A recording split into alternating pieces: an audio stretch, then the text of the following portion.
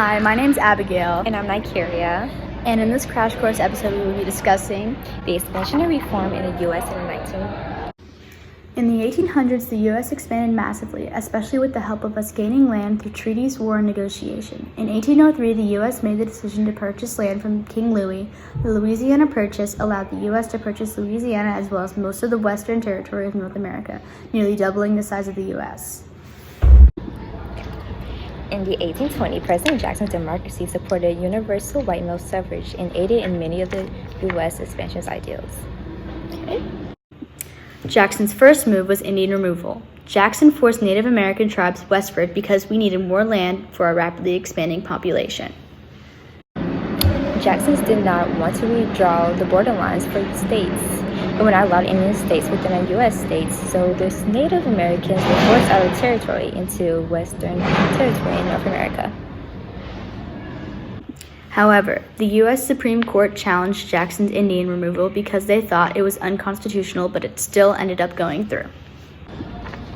The states' rights movement in 1828 challenged federal authority, and South Carolina was a huge push factor in this issue because they thought the states should be able to nullify or veto whatever they wanted, and this led to the South Carolina's nullification crisis on the tariffs of 1828 because they did not want incoming goods to be taxed. The Tariff of Abominations was a protective tariff and was seen to favor northern industry over southern agriculture. However, British companies were driving American companies out of business because their goods were sold at cheaper price. The abolitionist movement is the division over slavery. The South strongly disagreed with this movement, leading to Missouri wanting to enter as a slave state to make slavery officially legal. If Missouri entered as a slave state, then the Senate would establish slave-owning states meaning Missouri would enter as a slave state, Maine would enter as a free state, and slavery would be prohibited in any states formed below the 3630 north latitude, the Missouri southern border. So what is a reform movement? A reform movement is an organization whose participants are committed to bringing about social reform. Social reform is the belief that people can work together to make society change for the better.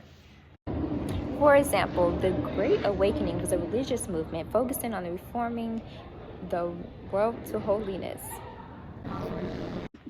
In 1848, women's rights advocates gathered at Seneca Falls for the Seneca Falls Convention and produced a declaration calling for women's suffrage, as well as many other necessities they believed women deserved as functioning citizens of the U.S. The women's rights movement of 1848 elaborated on the equal treatment of men and women in the U.S. and bringing equal opportunity to both men and women in the U.S.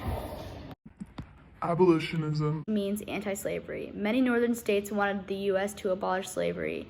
In all states, newspapers such as The Liberator by W.L. Garrison exposed the awful ways of slavery and why it needed to go, as well as many books such as Uncle Tom's Cabin exposed just how awful slavery really was. However, the Republican Party opposed all of these movements, especially the abolishment movement.